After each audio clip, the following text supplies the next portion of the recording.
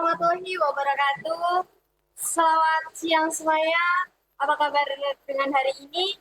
Kembali lagi di channel YouTube Rohis SMK Negeri Rengel. Kita kedatangan pemateri yang sangat luar biasa dan sangat ganteng. Kita sambut Pak Nur Hasyim. Ini beliau dari Soko. Pendidikannya adalah S1 Pondok Pesantren Sunan Derajat. Kami persilakan untuk Pak Nur Hasyim. Assalamualaikum warahmatullahi wabarakatuh. Waalaikumsalam. Bismillahirrahmanirrahim. Warahmatullahi wabarakatuh.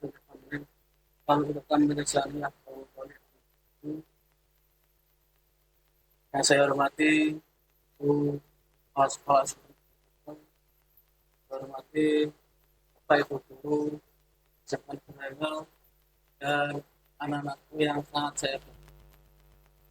Alhamdulillah semuanya masih diberikan kesempatan kesehatan oleh Allah Subhanahu wa Ta'ala, sehingga pada hari ini kita semuanya masih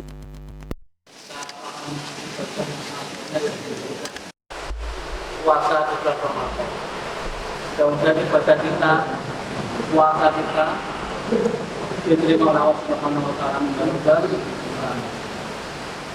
Salam salam mudah-mudahan kita persilakan pada Rasulullah Muhammad SAW, mengucapkan Allahumma sholli ala Muhammad. Mudah-mudahan kita semuanya berikan syafaat beliau di dunia sampai kiamat. Dari sini ya, detik ini ya, kita semuanya melaksanakan ibadah di bulan Ramadan, khususnya adalah bulan puasa.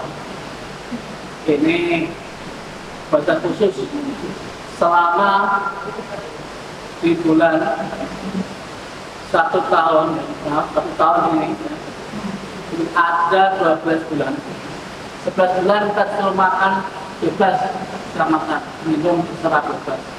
Tetapi Allah Ta'ala memerintahkan kita sebagai umat Islam ini hanya 1 bulan saja untuk berpuasa, yaitu puasa Ramadan. Ramadan ini adalah ada hikmah yang sangat luar biasa. Di antaranya adalah kesehatan, ya, dan sebagainya. Tapi saya di sini akan menerangkan tentang bab sholat, karena tadi sudah diterangkan bab puasa dari teman-teman atau bapak ibu yang mulai berpuasa, dan ada tentang bab sholat. Pada sini adalah ibadah sangat pokok, sangat diwajibkan oleh seluruh masyarakat. Bahkan bukan cuma fardu kifayah, itu fardu ain. Fardu ain ini harus setiap orang Islam, orang-orang boleh wajib melaksanakan sholat, khususnya adalah minimal 5 waktu. Tidak boleh. Jadi jangan sampai kita sampai terlepas, apalagi sampai meninggalkan. Sholat bisa dilakukan dimanapun dan kapanpun. Kalau sakit bisa mengkondok, kalau bepergian, bisa menjamak maupun mengkosor sholat. Sebab di sini adalah mengatakan, meriwayatkan adalah as-sholatu imaduddin. Sholat adalah tiang agama. Barang siapa yang melaksanakan sholat berarti dia termasuk menjalankan atau mendirikan tiang agama. Tapi sebaliknya, jika orang tersebut meninggalkan sholat, maka orang tersebut merobohkan tiang agama. Jadi kunci dari ibadah adalah sholat. Ibadah bangunan ini, kelas ini, jika tidak ada tiangnya atau cacat dalam bahasa Jawanya, bisa merobohkan atau tidak akan berdiri kokoh seperti ini. Maka bakal ada tiangnya atau dari ini, ada fondasi. Ibadah kita, agama kita, jika kita meninggalkan satu agama, tidak akan bisa kokoh berdiri seperti bangunan seperti ini. Di rumah kalian, kemudian apapun pasti ada tiangnya. untuk menopang sebuah bangunan. Yang pertama. Yang kedua, adalah sholat adalah kunci semua ibadah. Barang siapa apabila ya di hari kiamat ada namanya yaumul hisab, ada hari perhitungan amal baik dan amal buruk. Kalau amal puasa, amal sholat ini diterima, maka semua ibadah ini akan diterima oleh Subhanahu wa Ta'ala. Gara-gara apa? Sholatnya diterima oleh Allah Subhanahu wa Ta'ala. Baik puasanya, zakat, haji, apapun akan diterima. Gara-gara apa? Gara-gara sholatnya diterima. Tapi antoninya, lawan katanya, jika sholatnya ditolak oleh Allah Ta'ala, maka semua ibadah, rangkaian ibadah-ibadah kita baik puasa, kita melaksanakan puasa ini ya, kalau ditolak, ya, kalau ditolak maka semua ibadah itu ditolak.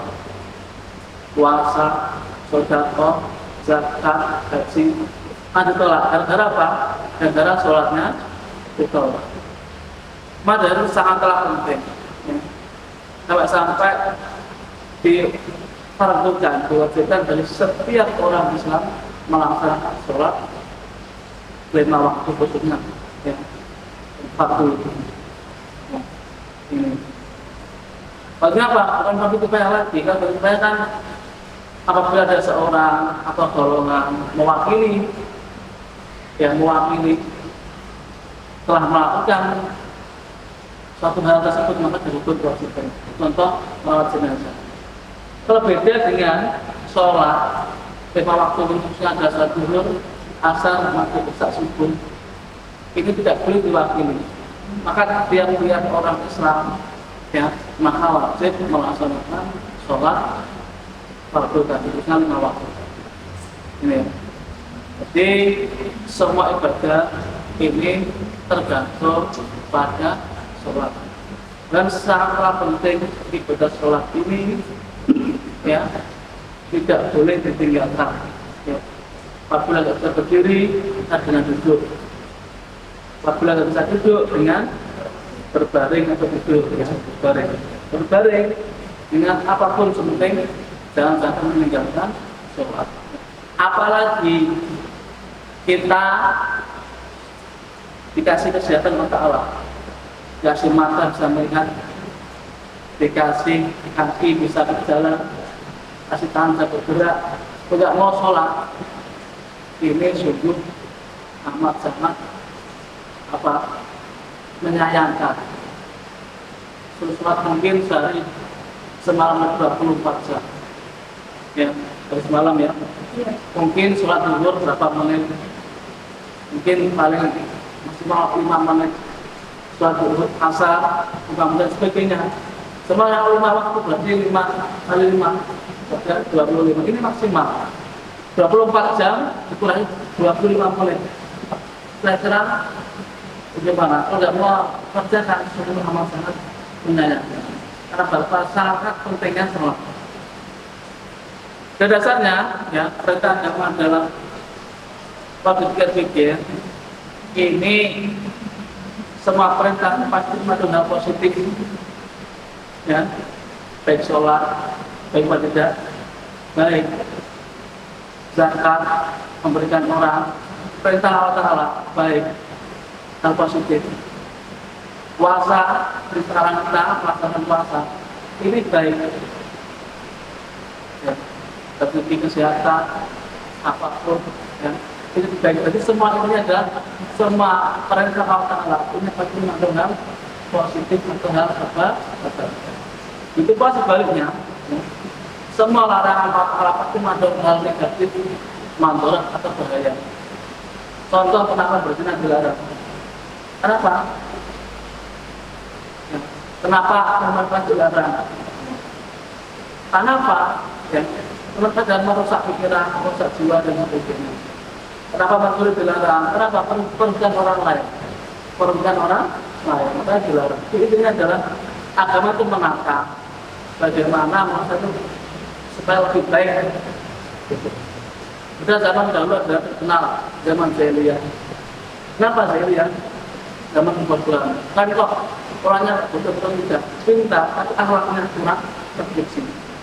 Karena adanya Rasulullah turunkan di sini dengan membawa risalah dan membawa agama Islam ini mengatur manusia supaya lebih baik. Bahkan ada suatu riwayat diterangkan dalam hadis ya, percakapan antara sahabat dan Rasulullah. Ya Rasulullah, engkau ini diturunkan di bumi ini untuk apa ya Rasulullah? Rasulullah menjawab, gimana jawabannya? Kan kok disuruh ibadah, kan kok disuruh untuk bekerja.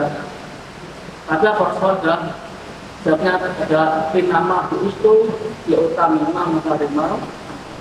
Saya diturunkan di bumi ini untuk menyempurnakan akhlak ya atau kata bahwa jadi adalah semua fondasi atau ibadah yang sangat luar biasa. Ya, di sini banyak sekali ya tentang amalan-amalan ibadah, tentang kita sholat, kita menjaga dan ketakwaan kepada Allah Taala. Takwa orang yang bertakwa pastinya adalah apa? Menjalankan perintahnya dan menjauhi larangannya. Khususnya adalah melaksanakan sholat, melaksanakan puasa dan sebagainya, menjalankan perintahnya. Dan memberikan ketenangan dalam diri baik lahir maupun batin, tenang. Orang yang bertakwa ini pasti tenang hatinya, tidak mungkin gelisah, tidak mungkin ini pasti tenang. Kenapa? Dia bersandar pada Allah Taala, Sang Khalik, Sang Pencipta, Sang Penguasa di bumi ini adalah Allah. Dan ketika mendapatkan cinta kepada Allah Subhanahu wa Ta'ala, dicintai Allah Ta'ala. Kenapa? Dia selalu takarub, mendekatkan diri pada Allah Ta'ala. Sebenarnya manusia ya, ini sangat amat butuh pada Allah Ta'ala. Dan kok Allah Ta'ala ingin disembah tidak? Tetapi justru manusia ingin atau butuh pada Allah Ta'ala.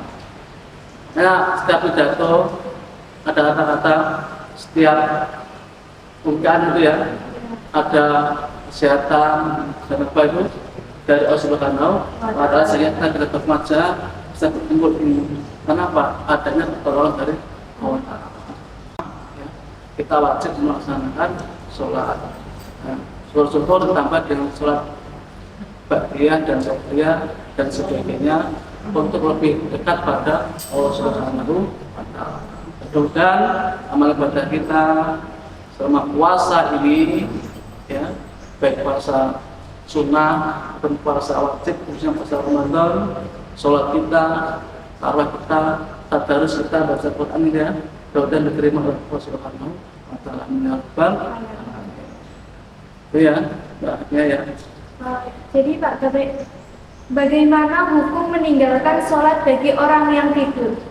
Oh ini, orang Islam pastinya wajib melaksanakan sholat. Nah, cowok tidur, bagaimana caranya? Ya, maka terlanjur, contoh sholat zuhur, ya. Kok dia ketiduran, sama kok jam 11 tidur atau jam 10 tidur, kok terlanjur sampai sholat asar. Kenapa? Kan mau melaksanakan sholat zuhur, ternyata waktunya sudah habis. Ya, zuhurnya contoh jam 10 tidur, atau baru sampai jam 4 baru bangun. Ya, nggak apa-apa. Karena apa? Wajib mengkontrol. Tapi beda kasusnya, ya.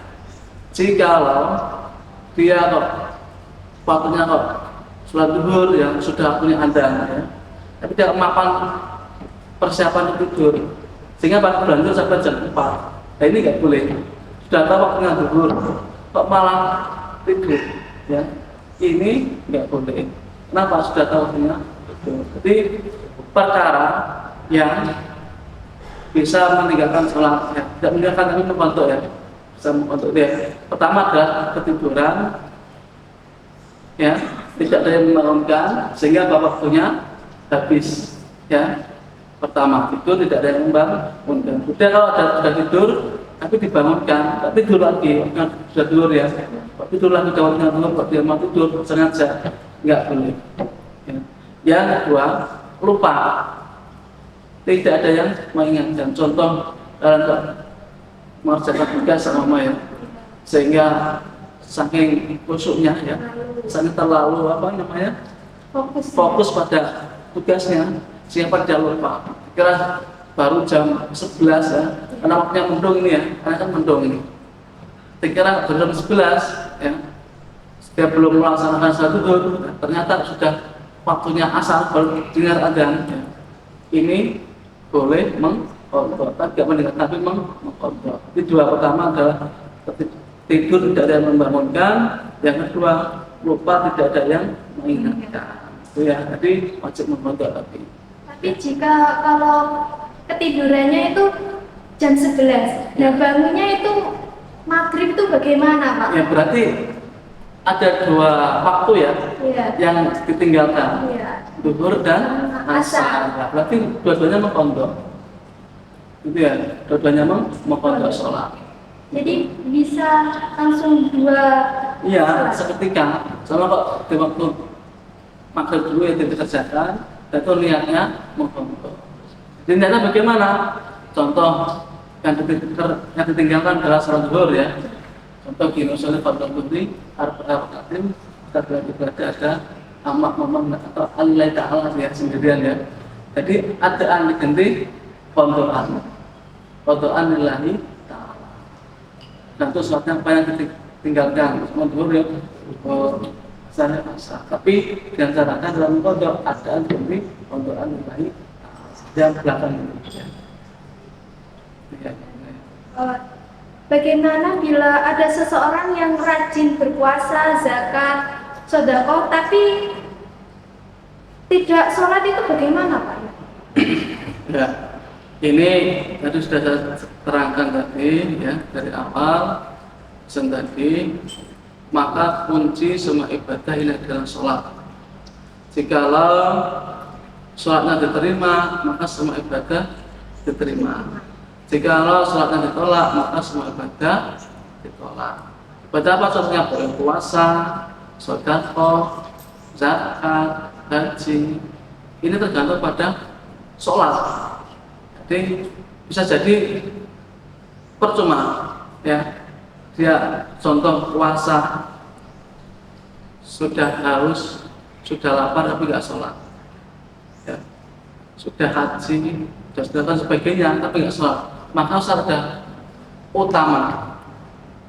Sampai kamu bedakan adalah orang Yahudi, Nasrani, orang Islam, non-Islam sudah sholat.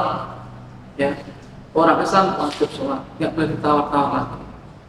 Ini jadi wajib atau fardu ain, ini harus tidak bertawar-tawar, wajib melaksanakan sholat. Supaya apa ibadah kita, ya puasa kita diterima oleh Allah Subhanahu wa Ta'ala. Terima kasih Pak Nur Hasyim sudah membawakan materi yang sangat penting tentang sholat ya. Semoga ilmu yang disampaikan oleh Pak Nur Hasyim ini sangat bermanfaat untuk siswa-siswi SMK Negeri Rengel dan semua yang menonton video ini. Saya minta maaf jika ada kata dan perbuatan yang kurang berkenan di hati Pernisa. Cukup sekian. Wassalamualaikum warahmatullahi wabarakatuh. Waalaikumsalam warahmatullahi wabarakatuh.